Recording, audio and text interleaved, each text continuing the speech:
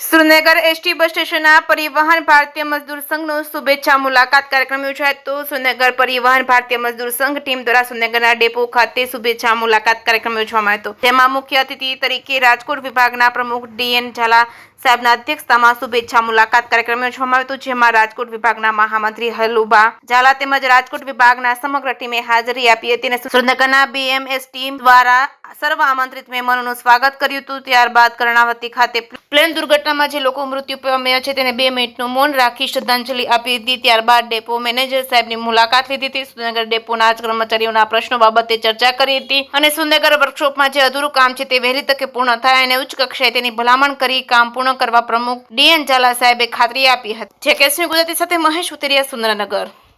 DN Jhala મારું નામ છે। રાજકોટ વિભાગ ભારતીય મજદૂર સંઘ એસટી નિગમમાં પ્રમુખ તરીકેની જવાબદારી સંભાળું છું। આજ રોજ સુરેન્દ્રનગર ડેપો ખાતે શુભેચ્છા મુલાકાતે હું અને મહામંત્રી શ્રી હલુબાભાઈ અને અમારી સમગ્ર ટીમ સાથે આવેલા છીએ।